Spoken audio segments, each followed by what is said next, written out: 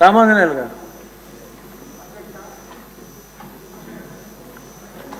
అధ్యక్ష, ఈరోజు ఈ బడ్జెట్లో మాట్లాడడానికి అవకాశం ఇచ్చిన మీకు ప్రత్యేకమైనటువంటి కృతజ్ఞతలు అధ్యక్ష. 93% సీట్లతో 57% పైగా ఓటు బ్యాంకు ప్రజల విశ్వాసాన్ని పొందినటువంటి నారా చంద్రబాబు నాయుడు గారి నాయకత్వంలో ఏర్పాటైనటువంటి ఈ కూటమి ప్రభుత్వం మొట్టమొదటి పూర్తి స్థాయి బడ్జెట్ను ప్రవేశపెట్టినందుకు మా నాయకులు, జాతీయ అధ్యక్షులు, ప్రియతమ ముఖ్యమంత్రి నారా చంద్రబాబు నాయుడు గారిని, అదేవిధంగా ఫైనాన్స్ మినిస్టర్ పయ్యావుల కేశవ్ గారిని, మా యువ నాయకులు నారా లోకేష్ బాబు గారిని, డిప్యూటీ ముఖ్యమంత్రి పవన్ కళ్యాణ్ గారికి ప్రత్యేకమైనటువంటి ధన్యవాదాలు తెలియజేసుకుంటూ, అధ్యక్ష, ఈ బడ్జెట్ని ప్రజలు తమ శ్రీరామ రక్షగా భావిస్తున్నారు అధ్యక్ష. ఈ రాష్ట్రంలో ఉన్నటువంటి 5,30,00,000 మంది ప్రజలకు సంబంధించి 360 డిగ్రీల్లో ఒకవైపు సంక్షేమము, మరొక వైపు అభివృద్ధి ప్రభావితం చేసేటటువంటి ఈ ప్రాజెక్ట్ని తమ రక్షణ కవచంగా భావిస్తున్నారు అధ్యక్ష. ఎందుకంటే ఈ బడ్జెట్లో చంద్రబాబు నాయుడు గారి 2047 విజన్ ఉంది అధ్యక్ష. ఆనాడు తెలుగుదేశం వ్యవస్థాపకులు నందమూరి తారక రామారావు గారు సమాజమే దేవాలయం అంటే, ఈరోజు చంద్రబాబు నాయుడు గారు ఈ సమాజంలో పేదరికం లేనటువంటి సమాజం ఉండాలన్నటువంటి ఉద్దేశంతో 2047 విజన్లో పేదరికం లేనటువంటి సమాజం ఉండాలి అంటే కుటుంబంలో ఉన్నటువంటి సభ్యులు, ఆ కుటుంబం నివసించేటటువంటి గ్రామం కానీ పట్టణం కానీ ఒకవైపు సంక్షేమము, మరొక వైపు అభివృద్ధితో సమపాలలో బడ్జెట్ కేటాయింపులు జరిగినప్పుడు మాత్రమే ఇది సాధ్యమవుతుంది అన్నటువంటి ఒక ఆలోచనతో ఈ బడ్జెట్ని ప్రవేశపెట్టడం అన్నటువంటి జరిగింది అధ్యక్ష.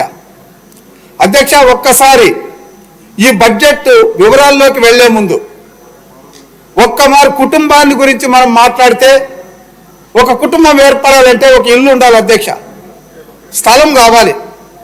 స్థలం 2 సెంట్లు పట్టణాల్లో అయితే, గ్రామాల్లో అయితే 3 సెంట్లు అని ఏదైతే ఎలక్షన్ మేనిఫెస్టోలో చెప్పారో దాన్ని అమలుపరిచే విషయంగా ఈ బడ్జెట్ గృహ నిర్మాణానికి 6,300 కోట్లు కేటాయించడం జరిగింది అధ్యక్ష. ఎవరైనా స్థలంతో పాటు సరిపోదు, ఇల్లు నిర్మాణం చేసుకోవాలంటే మరి ఆనాడు వైసీపీ ప్రభుత్వంలో 1 సెంటు స్థలం ఇచ్చి మీ కర్మ మీరు పోండి అని చెప్పినటువంటి పరిస్థితి ఇది కాదు అధ్యక్ష. ఆ రోజు కేంద్రం ఇచ్చినటువంటి సహాయం 1,80,000 కోట్లతోనే ఇల్లు కట్టుకోండి అని చెప్పినటువంటి వైనం కాదు అధ్యక్ష. ఇది ఎస్సీలకు 50,000 రూపాయలు, ఎస్టీలకు 75,000 రూపాయలు, బీసీలకు 50,000 రూపాయలు అదనంగా ఇచ్చి ఇల్లు కట్టుకునడానికి అవకాశం ఇచ్చేటటువంటి బడ్జెట్ అధ్యక్ష. అదేవిధంగా అధ్యక్ష, ఇంటికి కావలసినటువంటి 3 సిలిండర్లు ఉచితంగా ఇవ్వడానికి బడ్జెట్ కేటాయించడం అనేటువంటి జరిగింది అన్నటువంటిది ఇక్కడ చెప్పాల్సిన అధ్యక్ష. అదేవిధంగా ఆ ఇంటికి కావలసినటువంటి విద్యుత్తు ఎస్సీ ఎస్టీలు అయితే 200 యూనిట్ల వరకు ఉచిత విద్యుత్ ఇవ్వడానికి అవకాశం ఇచ్చేటటువంటి బడ్జెట్ అధ్యక్ష. అదేవిధంగా గృహ సౌర్ అనేటువంటి పథకం కింద ఇంటి పైకప్పులో సూర్యరశ్మితో వచ్చేటటువంటి కరెంటును ఉత్పత్తి చేసి ఫ్రీగా విద్యుత్ ఇవ్వాలనేటువంటి ఉద్దేశంతో బడ్జెట్ని కేటాయించినటువంటి బడ్జెట్ అధ్యక్ష ఇది. మరి అదేవిధంగా ఇంటికి సంబంధించినటువంటి విషయం తీసుకున్నప్పుడు ట్యాప్ కనెక్షన్ అధ్యక్ష, కేంద్ర జలజీవన్ మిషన్తో ఎప్పుడో నిలబడిపోయినటువంటి ఆ ప్రాజెక్ట్ని మళ్ళా పునర్వ్యూహం చేసి ఆ ఇంటికి ఉచితంగా ట్యాప్ కనెక్షన్ ఇవ్వాలన్నటువంటి ఉద్దేశం. గతంలో చెత్తపై పన్ను విధిస్తే అది ప్రభుత్వం కాదు, చెత్తపై పన్ను ఉండదని చెప్పి మరి స్వచ్ఛాంధ్ర కార్పొరేషన్కి 820 కోట్లు బడ్జెట్ కేటాయించినటువంటి పరిస్థితి అధ్యక్ష. అట్లనే ఇక్కడ మనకి ఇంటర్నెట్, అన్ని వసతులతో కూడినటువంటి ఇంటర్నెట్, ఒక టెలిఫోన్ కానీ, ఒక టీవీ కానీ, లేదా అక్కడ ఇంటర్నెట్ కానీ, ఇవన్నీ ఉండడానికి 147 రూపాయలకే అందించినటువంటి ఇంటర్నెట్ని తిరిగి అందించాలన్నటువంటి ఉద్దేశంతో వైసీపీ ప్రభుత్వం దీన్ని 340 రూపాయలు చేసింది. దాన్ని తిరిగి పేదలకు అందించాలన్నటువంటి ఉద్దేశంతో ఏర్పడినటువంటి బడ్జెట్ అధ్యక్ష. ఇక కుటుంబ సభ్యులకు తీసుకుంటే అధ్యక్ష, కుటుంబ పెద్ద ఒక వ్యవసాయదారుడు అయితే ఆయనకు పెట్టుబడి సాయం కింద 20,000 రూపాయలు, లేదా ఆయన ఒక కౌలు రైతు అయితే ఆయనకు కూడా భూమి లేని కౌలు రైతుకు ఒక 20,000 రూపాయలు, లేదా చేతి వృత్తుల మీదనో లేదా కుల వృత్తుల మీద ఆధారపడేటటువంటి మత్స్యకారులకు కానీ లేదా చేనేత కార్మికులకు కానీ వారికి కూడా సహాయం అందించేటటువంటి ఆదరణ లాంటి పథకాలు, అదేవిధంగా వాళ్ళ కుల వృత్తులకు సంబంధించి సబ్సిడీతో కూడినటువంటి కార్పొరేషన్లకి నిధులు మంజూరు చేసినటువంటి బడ్జెట్ అధ్యక్ష. గతంలో చూశాము, కుల కార్పొరేషన్లకి నిధులను రద్దు చేశారు, దానికి సంబంధించినటువంటి సప్లాన్ నిధుల్ని దారి మళ్లించారు. ఇలాంటి బడ్జెట్ కాదు అధ్యక్ష. ఇది పూర్తిగా కుటుంబ సభ్యులకు కూడా 360 డిగ్రీల్లో ప్రయోజనం ఇచ్చేటటువంటి బడ్జెట్ అధ్యక్ష. ఒక పిల్లలు తీసుకుంటే ఎంతమంది పిల్లలు ఉంటే అంతమంది పిల్లలు బడికి పంపిస్తే వాళ్ళ పేరు మీద 15,000 రూపాయల చొప్పున తల్లి అకౌంట్లో కానీ ఇన్స్టిట్యూషన్ అకౌంట్లో కానీ వేసేటటువంటి బడ్జెట్ అధ్యక్ష. అంతేకాకుండా ఇక్కడ మనము అన్నా క్యాంటీన్లు, ప్రతి ఇంట్లో కూడా పొద్దున్నే టిఫిన్ ఉండదు, లేదా మధ్యాహ్నానికి భోజనం ఉండదు, కాయ కష్టం చేస్తే కానీ కడుపు నిండదు. అలాంటి వాళ్లకు 5 రూపాయలకే భోజనం పెట్టేటటువంటి అన్నా క్యాంటీన్లు ఇచ్చినటువంటి ఒక అద్భుతమైనటువంటి బడ్జెట్ అధ్యక్ష ఇది. అదేవిధంగా ఉద్యోగ అవకాశాలు కల్పించడానికి, పరిశ్రమలు రప్పించడానికి, పరిశ్రమ రంగానికి 5,600 కోట్ల రూపాయలు బడ్జెట్లు కేటాయించి ఈజీ ఆఫ్ బిజినెస్ కాకుండా స్పీడ్ ఆఫ్ బిజినెస్ అన్నటువంటి ఒక సూత్రంతో ఈరోజు చంద్రబాబు నాయుడు గారు, మా యువ నాయకులు నారా లోకేష్ బాబు గారు మరి అనేక ప్రాంతాల్లో పరిశ్రమలు రప్పించే విషయంలో ఇప్పటికే 6 లక్షల కోట్ల రూపాయలు ఈ రాష్ట్రానికి తెప్పించి 4,60,000 ఉద్యోగాలు సృష్టించి ఉద్యోగ అవకాశాలు ఇవ్వడం అనేటువంటిది జరిగింది అధ్యక్ష. ఇదంతా కాకుండా P4 ఫార్ములా అనేటువంటిది తీసుకొచ్చారు అధ్యక్ష.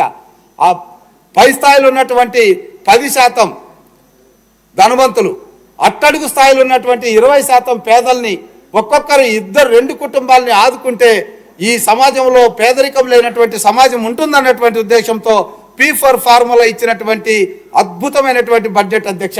ఇకపోతే ఏదైనా మన బ్రాండ్ ఇమేజ్ అనేటువంటిది మన గ్రామాలు కానీ పట్టణాల్లో జరిగినటువంటి అభివృద్ధిని బట్టి మనం చెప్పుకుంటాం అధ్యక్ష. ఈరోజు గుంతలమయమైనటువంటి రోడ్లను బాగు చేయడమే కాకుండా సిమెంట్ రోడ్లు వేయాలనేటువంటి ఉద్దేశంతో దాదాపుగా పంచాయతీరాజ్ శాఖకు 18,847 కోట్ల రూపాయలు కేటాయించి, పట్టణ ప్రాంతాలకి 13,862 కోట్లను కేటాయించి, ఒకవైపు రోడ్లు మరోవైపు డ్రైన్లు ఇవన్నీ చేయడమే కాకుండా మరి మా మున్సిపల్ శాఖ మంత్రులు నారాయణ గారు మంచి ఆలోచనతో CFMS సిస్టాన్ని తొలగించి ఏదైతే స్థానిక సంస్థల్లో పన్నులు వస్తాయో ఆ పన్నులు అక్కడే అభివృద్ధి కార్యక్రమాలకు ఉండాలన్నటువంటి ఉద్దేశంతో CFMS సిస్టాన్ని తొలగించినటువంటి బడ్జెట్ అధ్యక్ష. గత 5 సంవత్సరాల్లో నీతి ఆయోగ్ నుంచి వచ్చినటువంటి డబ్బులు ఏవైతే గ్రామాలకు వెళ్లాలో అవి దారి మళ్లించారు. అదేవిధంగా పట్టణాలకు రావాల్సినటువంటి డబ్బులు దారి మళ్లించారు. అక్కడ ప్రజలు కట్టేటటువంటి పన్నులు కూడా CFMS సిస్టమ్ ద్వారా ఆయన ఖాతాలోకి రావడం అనేటువంటి జరిగింది. అలాంటి వాటికి తెరదించినటువంటి బడ్జెట్ అధ్యక్ష. ఒక్కసారి బడ్జెట్లో పద్దులు చూస్తే ఈరోజు సంక్షేమానికి ముఖ్యంగా SC, ST, BC, మైనార్టీ, EBCలకు అత్యధిక కేటాయింపులు జరిపారు అధ్యక్ష. SCలకు తీసుకుంటే అధ్యక్ష 20,281 కోట్ల అధ్యక్ష. అంటే అధ్యక్ష SCల యొక్క బాగోగులు చూడడానికి కానీ, SCల యొక్క సంక్షేమానికి కట్టుబడి ఉండడానికి కానీ ఈ రాష్ట్రంలో చంద్రబాబు నాయుడు గారు తప్ప మరొకరు లేరన్నది స్పష్టమైంది అధ్యక్ష. 2014-15లో కేవలం 4,000 కోట్లతో ఉన్నటువంటి SC బడ్జెట్ ఈరోజు 20,000కు పెంచారు అధ్యక్ష. అదేవిధంగా STలు 2,000 కోట్ల రూపాయలతో ఉన్న బడ్జెట్ ఈరోజు 8,159 అధ్యక్ష. BCలకు అధ్యక్ష తెలుగుదేశం పార్టీ అంటేనే BCలు అంటేనే తెలుగుదేశం పార్టీ అయిపోయింది అధ్యక్ష.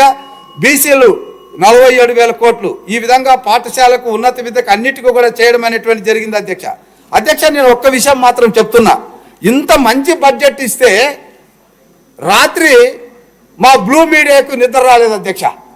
ఇక ఎప్పుడు ఈ విషయాన్ని కక్కదామా, పత్రికల్లో ఎలా రాద్దామన్నటువంటి ఆలోచనతో అంత మంచి బడ్జెట్ ప్రజలందరూ హర్షధ్వానాలు ప్రకటిస్తే ఈ బ్లూ మీడియాలో మాత్రం రాసినటువంటిది ఏంటి అధ్యక్ష, మోసాలు పద్దు అధ్యక్ష.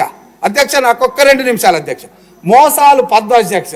మోసాలు ఎవరి అధ్యక్ష? మోసాలు 5 సంవత్సరాలు ఒక్క ఛాన్స్ అని ఇచ్చినటువంటి ప్రజల్ని మోసం చేసింది మీరు. పెన్షన్లు 3000 రూపాయలు చేస్తానని చెప్పి మొదటి నెల నుంచే 1000 రూపాయలు పెంచాల్సినటువంటి పెద్ద మనిషి 250 రూపాయలు చొప్పున ముక్కుతూ మూలుగుతూ 5 సంవత్సరాలు పెంచి ఒక్కొక్క ముసలి వాళ్ళకి 27,000 రూపాయలు నష్టం చేసినటువంటిది మీది మోసం కాదా?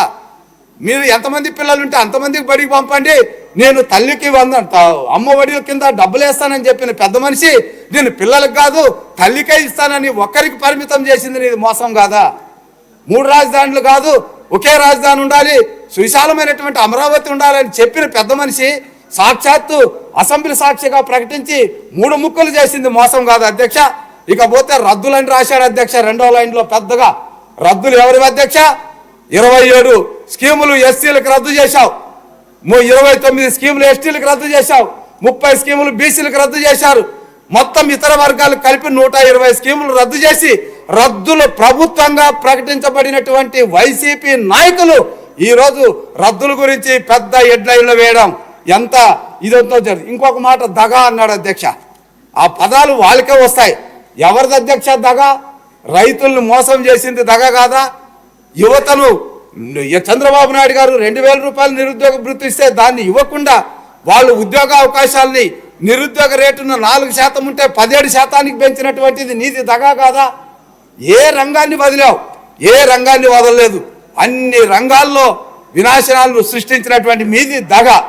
ఇలాంటివన్నీ కూడా మీరు చూడకుండా ఈరోజు మాట్లాడడం అనేటువంటిది సబబు కాదని తెలియజేసుకుంటూ ఈ అవకాశాన్ని నాకు కల్పించినటువంటి మీకు ప్రత్యేకమైనటువంటి ధన్యవాదాలు తెలియజేసుకుంటూ అధ్యక్ష ఒకే ఒక మాట అధ్యక్ష, ఏదైనా ఒక ప్రభుత్వం యొక్క బడ్జెట్ ప్రజా బడ్జెట్ ఇది మంచి ప్రభుత్వం ఏర్పాటు చేసినటువంటి బడ్జెట్ అని చెప్పడానికి నేను ఒక క్యాపిటల్ ఎక్స్పెండిచర్ కానీ రెవెన్యూ ఎక్స్పెండిచర్ 2 మాటలు చెప్తాను అధ్యక్ష.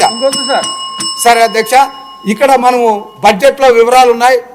ఆనాడు ఏదైతే 1,11,000 కోట్ల రూపాయలతో బడ్జెట్ 2014-15 ఈరోజు 3,22,000 కోట్లు, ఎక్కడ 3 రెట్లు 300 రెట్లు అధ్యక్ష.